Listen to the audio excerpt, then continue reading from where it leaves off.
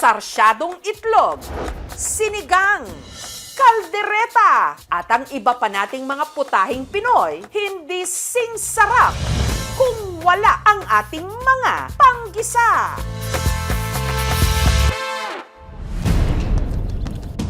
Pero ang mga magsasaka ng mga gulay na ito, mapait ang kasalukuyang kalagayan.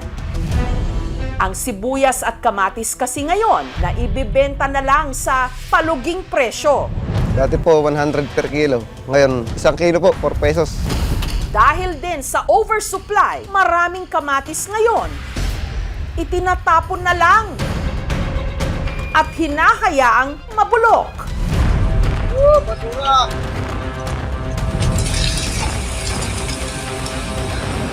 Ay, ang besos, kamatis! Ang itinuturong ugat ng suliraning ito, ang di umano pag-angkat o importasyon ng gobyerno ng mga gulay katulad ng sibuyas. Dapat po sana ang importasyon ay doon sa panahon na tayo ay may kakulangan na sa supply. Sa isang viral post, ang mga magsasaka ng sibuyas nanawagan, stop importation of onion, support local farmers. Humihingi po ako ng tulong sa inyo para mabigyan nyo ng kaunting presyo ang aking sibuyas. Nananawagan po ako upang mabili po sana ang aming mga tanim na kamatis. Sino nga ba ang dapat gisahin sa problemang ito?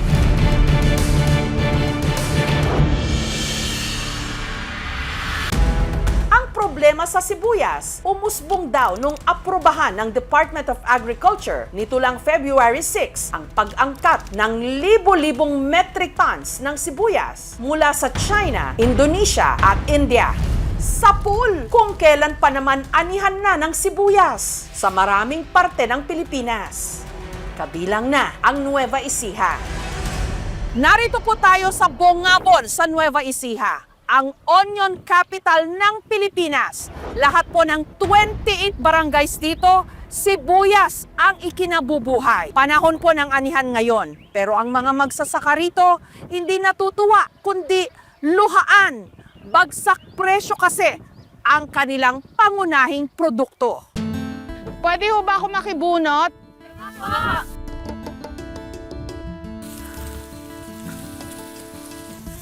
Madali lang siya, pero ang mahirap yung nakayuko. Masakit sa likod. Nakilala ko si Marife na magtatatlong dekada nang nagtatanim ng sibuyas. Kamusta ka, Marife? Mabuti naman po. Kamusta yung ani nyo ngayong taon? Ngayon, urong po. Anong urong? Ibig po sabihin kakaunti pong ani. Mas kaunti. Ano bang trabaho mo dito? Ang trabaho ko po rito, magdadamo, magugupit po. Madalas din kasama ni Marife sa mga taniman ng sibuyas ang kanyang mga anak na sina JR at Irene. Hating gabi pa lang, nagsisimula ng magbunot ang mag-iina.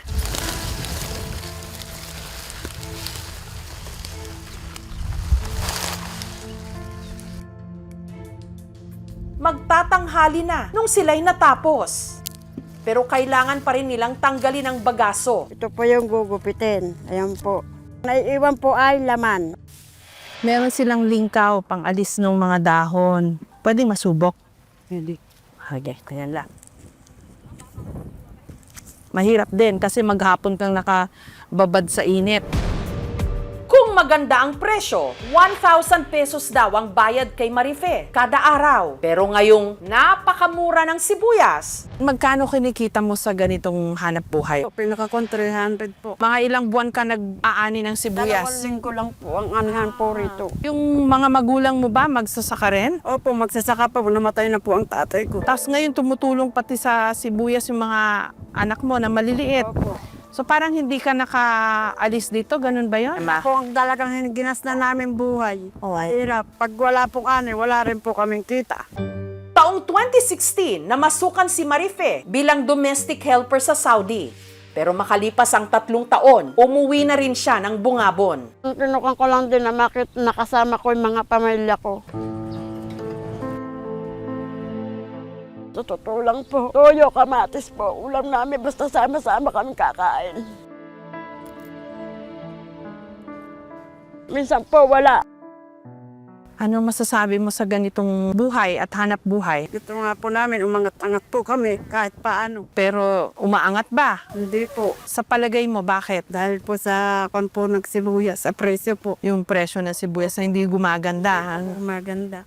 Itong mga anak mo, anong gusto mo sana silang maging? Gusto ko po mapag-aral po hanggang college. Pangarap ko lang maging teacher. Sa kutundalo po. Gusto ko wag matulad sa akin na ganun po ang buhay nila. Mula sa bukid, ang mga inaning sibuyas ay dinadala sa mga buying station katulad nito, kung saan inilalabas ulit yung mga sibuyas mula sa mga sako para ma-sort according to size at quality. Pagkatapos, ibabalik nila sa sako at ilalagay dito, itatambak dito para maghintay na ng mga buyer. Nakakailang sako ho kayo sa maghapon? Kagabi, kumita kami ng 1,125. Talaga ho? Sa maghapon po yun? Oo. Ilang araw ho kayo nakakapag-sort po ng sibuyas? Araw-araw po. Pero bakit nga ba nag-aangkat ang Pilipinas ng sibuyas kung meron naman tayong mga ekta-ektaryang taniman nito? Tuwing Pebrero hanggang Abril lang daw kasi ang harvest season ng sibuyas sa ating bansa. Hindi raw sapat para matustusan ang pangangailangan natin sa buong taon. Para masolusyonan ito, noong dekada 90, nagsimulang mag-angkat ang Pilipinas ng sibuyas mula sa ibang bansa. Ang mga ini-import nating sibuyas, mas makinis at mas malaki, kaya mas tinatangkilik din ng ilang consumers. Pero kung kalidad naman daw ang pag-uusapan, hindi hamak na mas malasa at mas malutong ang mga naaaning sibuyas sa ating lupa. Ang importasyon din ang paraan ng gobyerno para siguruhing hindi gaanong tataas ang presyo ng sibuyas. Katulad ng nangyari noong 2022 na kada kilo umabot ng 700 pesos. Masakit sa bulsa nating mga consumer. Pero sa importasyon, ang susi sa lahat ng yan, tamang timing. Hindi katulad ng nangyari sa taong ito na umangkat ang gobyerno noong Pebrero. Sapul na sapul sa panahon ng anihan ng ating mga magsasaka. Kaya ang ending, sila ang lugi, sila ang dehado. Ang puhunan daw ng magsasakang si Mang Heron para makapagtanim ng sibuyas sa 2 ektaryang lupain sa Barangay Pesa, umabot ng 700,000 pesos. Yung 1 hektare nasa 350,000 eh. Yung mga pataba, mahal din. Pati mga labor cost. Ang inaasahan niyang kikitain sana ngayong anihan, nasa humigit kumulang 500,000 pesos. Ibig sabihin, lugi siya ng 200,000 dahil may kakompetensya raw kasi silang imported na mga sibuyas na mas mura pang ibinibenta sa mga palengke. Ang dapat sanay 80 to 110 pesos kada kilo na bentahan ng puting sibuyas, 30 pesos na lang ngayon. Habang ang dapat sanay 120 pesos na presyo ng pulang sibuyas, 45 pesos na lang ngayon. Kaya halos wala raw siyang kikitain sa anihang ito. Sabi nga, pag may sibuyas yung ulam mo nun, parang feeling mayaman ka eh. At noon po, pag amoy sibuyas ka, sumakay ka sa boss at alam na taga-buga ko, feeling rich. Mabuti yung nagagawa nyo pa magbiro, Mang Heron. Ngayon po, pag amoy sibuyas, Amoy magsasaka. Medyo alanganin na po yung kalagayan sa pamumuhay. ang laki ho nung binagsak, no? Ang laki ho nung tama sa inyo. Kami naman mga senior citizen, yung maintenance at saka yung pagkain, pwede na po namin makuha doon sa presyong ibinaba. Hindi mo ba kayo kinukonsulta ng gobyerno? Madalas po kaming mag-dialogue, ma'am. Dapat po sana ang importasyon ay doon sa panahon na tayo ay may kakulangan na sa supply. Walang masama sa mag-import. Sana man lang pinatapos yung ani para hindi siya nakasabay sa pagpresyo ng mga traders sa pagbili niya ng sibuyas. Kung talagang kulang, they should have imported much earlier. Nag-average kami ng around 30,000 metric tons ng onion every year. Ang battle cry talaga namin, hanggat maaari, huwag masabay sa harvesting ng onions, yung importation. Tinanong ko si Undersecretary Cheryl Marie Caballero ng Department of Agriculture, bakit ba nag-import ang gobyerno ng sibuyas? Gayong anihan na nito.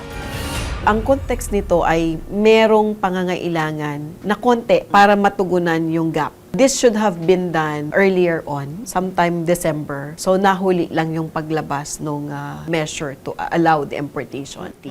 But what we are looking at po ay pagdating sa malakihang bulto na dadating na nitong anihan, na-anticipate na yan ng DA. So stopgap lang yung inalaw ni Secretary na ma-import. Ang tinatanong ho nila, hindi ho raw ba wrong timing itong importation? February ho yata kayo nag-start mag-import, which is also the harvest time for sibuyas, especially sa Bungabon, sa Nueva Ecija. Bakit daw ho ganon? Yun pong harvest time ay mangyayari normally nasa Marso. So, yung pagdating nung importation na na-approve ng Secretary para sa 3,000 metric tons ay para sa Pebrero. Ito po ay napag-usapan nila through the Onion Allium team kung saan ang farmers, ang industry at ang mga taga-DA ay nagkakaroon ng konsultasyon. So, nagkaroon ng recommendation actually or agreement sometime December yan na magkakaroon ng importasyon. So, hindi siya mag-i-spill over sa Marso kung saan ang karamihang harvest ay parating. Tingin namin at ang appreciation ng departamento ay kailangan magkaroon ng storage na pupuntahan yung harvest. So, ang tanong namin, sa dami ng storage na nabigay ng DA, dapat nagkaroon ng pagkakataon at prioritization yung mga nasa Bungabon dahil madami po tayong cold storage na nailagay sa Nueva Ecija. Cooperative po ang aming entry point dahil hindi naman natin matutugunan bawat isa. Yung ibinigay nila na cold storage ay namamaximize namin. Meron na kami puno isang kwarto. Lahat ay local produce na nanggagaling sa mga tunay na magsisibuyas. Dapat sana may capacity na more than 1 million bags at doon nila ilalagay para yung mga tao dyan makabili ng mura at di kalidad na sibuyas na nanggagaling at produkto ng mga lokal. Ang problema ho raw sa storage is mahal yung kuryente. Meron tayong market linkages through the Kadiwa ng Pangulo kung saan tinutulungan natin silang dalhin yung produkto nila so pwedeng sila magbenta direkta. Matapos masalanta ng bagyong Pipito ang Nueva Ecija, Nobyembre ng nakaraang taon, Burado yung aming punlang sibuyas. marami sa mga naipunlang sibuyas nasira at hindi na napakinabangan. Sa halip na magtanim ulit ng sibuyas, marami raw sa mga magsasaka rito piniling magtanim na lang ng kamatis. Maraming umani kasi kamatis Kasi maraming pitas ito Hindi kamukha nung sibuyas na isa lang. Pero kung kailan aanihin na sana nila ang mga kamatis, sakto rin na bumagsak ang farm gate price. Kung dati, 160 pesos kada kilo, ngayon, 4 pesos per kilo na lang. Luging-lugi ang ating mga magsasaka at ang itinuturo rin nilang rason, oversupply. Mga kamatis, tinatapon lang nila yan. Ay, ang sandosos, itangates! Kaya ang ilan sa mga magsasaka sa Bungabon, nang hihinayang man, mas pinipili na lang itapon ang mga kamatis. Ganun din kasi, dalhin din namin sa pamilyan. Babalik din hindi rin nabibenta. Kamatis po kayo riyan, isa sa mga pangunahing sangkap ng maraming lutuing Pilipino. At kung ganito pong mainit na ang panahon, panahon na rin ang anihan ng kamatis. Pero dito sa Nueva Ecija, sa sobrang bagsak ng presyo, halos ipamigay na lang o itinatambak sa kalsada at sa mga bukirin ang mga kamatis. Dito sa Barangay Vega, nakatambak lang ang kamatis. Galing sa taniman ni Richard, hinahayaan na lang nilang mabulok. Si Richard, dating seaman, ang 1.5 ektaryang lupang ito, bunga raw ng ilang dekada niyang pagtatrabaho sa barko. Nung tumigil siyang maging seaman taong 2019, nagdesisyon siyang magtanim na lang dito ng kamatis. Magkano bang puhunan mo dito? Sa 1 hektarya po, pagka po bago, pati mga basal tali ng ganyan, mga 200. 200,000? Usually, kung maganda yung presyuhan, magkano yung kinikita mo sa 200,000 na puhunan? Nung isang taon po, natapat kami sa presyo na 70. Kumita So, po ng 1M. Ah, talaga? Kaso ngayon naman, Ngayon po, lugi. lugi po. Maganda naman po yung presyo lang po ang mababa po. Bakit? Over po ng supply. Di, paano yun? Anong gagawin nyo kung ganitong bagsak Yung yung presyo? pinagbebentahan po niya, inuupa lang din po namin sa mga taong namimitas. Si Wilma, isa sa mga tagapitas ng kamatis ni Richard. Ang hirap po talaga sa bukid, kaya kailangan po talaga ano lang, tiyagaan po. Kasama niya ang 16 anyos niyang anak na si Cyrus sa pagtatanim sa bukid. Kahit pa hirap siyang maglakad. Sa totoo lang, ayaw po namin siyang sana sa bukid. Kaya lang, ma'am, talagang siya ang may gusto. 500 pesos daw kada araw ang naiuuwi nila noon tuwing anihan. Pero nung bumagsak ang presyo ng kamatis, nangalahati na lang ang bayad sa kanila. Bibili lang po kami doon ng halagang 100 na manok, umaga tanghali hapon. Tapos yung 100 naman, sa may bigas naman, malungkot po kaming mga nag-ano ng kamatis kasi po mababa po ang presyo. Ano maisasagot nyo dun sa hinagpis ng mga nagtanim po ng kamatis? Nagkaroon tayo ng oversupply. Sabay-sabay na nagtanim, sabay-sabay na umani. So, antemano, hindi kayang i-absorb yan ng merkado. Ang tinitingnan natin ay paano ito dalhin systematically at meron tayong kadiwa ng Pangulo platform para sila ay makapag-direct to market. Di ho ba sila nasabihan na wag ho kayong sabay-sabay magtanim kasi hindi maganda yung presyo pagka ganun? Meron po tayong nilalatag na cropping calendar. Ito yung tamang panahon ng pagtatanim. Minsan, gusto nilang magpalusot. Ibig sabihin, yon yung time na either they win or they lose. Pero tinitingnan nila kaagad na pag nakalusot sila sa panahon na yon, mas mataas ang presyo. Paano kung lahat nagsabay-sabay na magpalusot? So yan yung nangyayari, nagkaroon ng oversupply. Ahain ang San Besos, itangates! May nagtatanim po dito ng palusot, August. May ulan pa ho kasi noon. Medyo alanganin po, may bagyo pang dumadating. Kami po, October po namin tinanim to. Para kahit papaano, hindi masayang ang mga inaning kamatis ni na Richard at Wilma. To the rescue! Ang Rural Rising Philippines, organisasyong tumutulong sa mga magsasaka sa pamamagitan ng tinatawag nilang Rescue Buy. Nalok mo namin presyo ay doble sa kuha ng middleman dito. Alam po sa Metro Manila, Sariling pera ni na Ace at Andy ang ginagamit nila para maisalba ang mga kamatis at iba pang produkto ng mga magsasaka. Meron din daw nagbibigay sa kanila ng donasyon. Bago po kami pumunta ron, nag-aambag-ambag kami ng pambayad sa truck, pambayad doon sa mga nagtatrabaho sa bukid, at syempre po yung bayad po sa farmer. Ang tamis? Ilang crates lahat ito, Richard? May 50 na po siguro to. Kaya nagpapasalamat po kami sa Rural Rising Philippines na dumating sila. Salamat ha, na may ganito kayong ginagawa. Kasi nakapanlulumo talaga makita yung mga kamatis, tinatambak. Sabi nga po ng Richard, ito po yung sugal na legal. You're not betting on anything, on cards or luck. Ikaw mismo, you're betting on yourself. Kaya mo bang ituloy ito? Kaya mo pang itaguyod? Ang ilan sa mga kamatis na ni-rescue by ng Rural Rising Philippines, balak nilang ipamigay sa Barangay Tatalon sa Quezon City. Nag-alok ang aming programa na kami na ang magdadala. Maraming salamat po sa Rural Rising. Pang-ulam po nila, baka po sa maghapon. We're also asking mga private sector, LGUs, national government, talagang i-market sa Manila itong mga kamatis. And sa ibang areas na kulang o mahal ang kamatis, talagang seryosohin yung pagpoproseso ng kamatis para mapakinabangan naman yung ani at mas kumita ang ating farm. Meron ho ba kayong program para hindi na lang itambak yung mga kamatis? Ang medium-term intervention ay magkaroon ng dehydration facilities to absorb the excess production. Pag dehydrated po kasi siya, then it can last for several months. As fresh tomato pa rin po yun? Fresh in the sense na dehydrated lang siya. Pwedeng gamitin natin sa pakbet, lagyan mo lang ng mainit na tubig, mag-expand ulit yon. I think they'd like to hear this from you. Kung ramdam ba raw ho nyo at naririnig nyo daw ho ba sila at yung kanilang mga hinaing? Umiikot tayo all throughout, iba't ibang commodity, iba't ibang grupo. Ang nakikita po natin sa direksyon ngayon ng ating Department of Agriculture ay magkaroon ng sustainability at profitability ang magsasaka. Dapat mahalin nila yung magsasaka kasi ito po yung backbone of the economy. Ang sitwasyon ng mga magsasaka natin ngayon parang paggayat ng sibuyas na nakakaiyak dahil sa nangyayaring oversupply. ahain ang San Besos, itangates! Hindi lang ang mga itinatapong kamatis at sibuyas ang nabubulok at nasasayang. Lalong-lalo na ang hirap at sakripisyo ng ating mga magsasaka na ang puhunan sa pagtatanim, dugot pawis.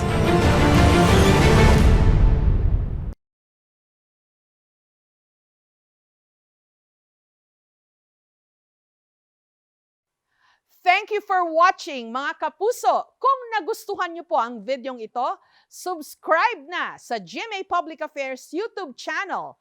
And don't forget to hit the bell button for our latest updates.